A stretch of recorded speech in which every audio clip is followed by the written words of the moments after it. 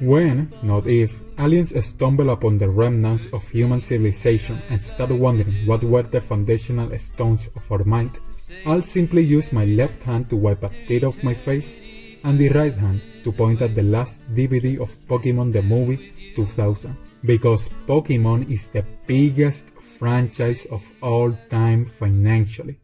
I exaggerate my tone. At this point, the little trivia is as much of a surprise as the name of this electric yellow mouse. It wasn't always the case though. On its inception, the scientific side of the concept was on the forefront almost as much as any other aspect. Sadly, the possibility of developing in depth this modern fantasy setting with slight scientific themes decreased as the potential to sell choking hazards to children increased. The anime was simply too much of a game changer, literally. Regardless of how much fun the developers of Gen 1 had coming up with how Mew was discovered in Guyana, over in South America, the TV writers had to steer the ship in a different direction. With how well that turned out, the games were forced to follow suit, which allowed them to sell sequels to a wider public, perpetuating the need for tangential content like the anime and so on and so forth, like an Ouroboros, but made out of money. What I'm trying to get at is that when it comes to the games, the first step towards global domination was Pokémon Yellow, the Special Pikachu Edition. The most evident modification is the fresh coat of paint the graphics got. I'm no artist. The only technique I know of is drawing two white circles inside a black pupil to make it look quote-unquote kawaii. Even then, you don't need to be one to predict whatever this is won't sell any plushies.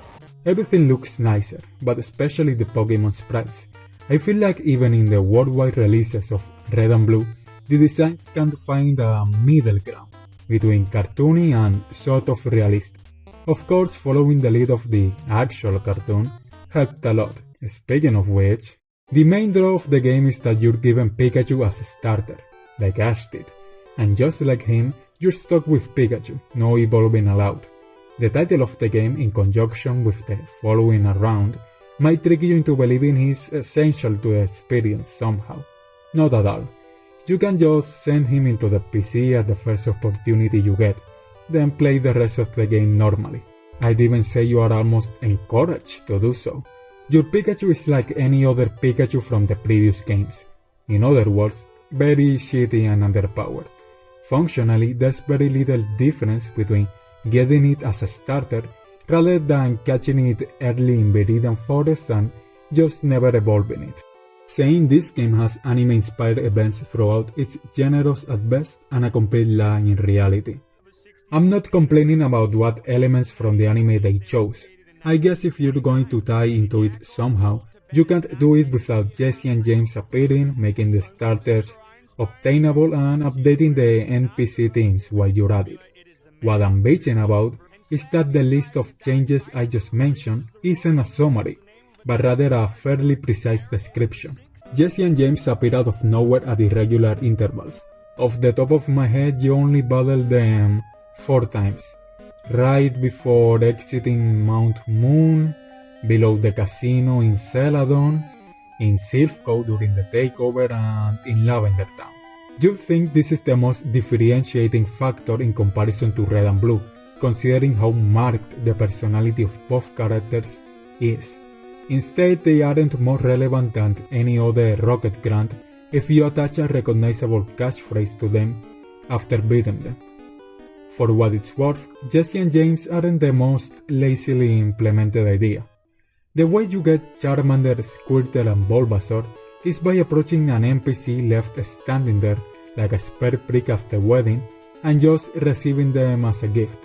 Listen, if the power of the hardware and the little cartridge space there is doesn't allow for the main references to the anime to be properly fleshed out, then think outside the box. It's called the Game Boy Color after all. Is this it? Does a Pikachu sprite stuck to your ass and a couple of cameos earn the title of Special Edition? Don't get me wrong, it's not like anything is missing either. The 150 Pokémon are still there, all the different type of moves are still there, the combat mechanics are pretty much the same. On a vacuum, this is one of the best games on the console, arguably the best. Looking at the whole picture though, I mean, let's be honest, this is just Game Freak making a quick buck out of games released years prior. Whether you think this version of Gen 1 is justifiable will depend solely on if you're the kind of person that gets really bothered by the fact Charizard can't let fly on red and blue.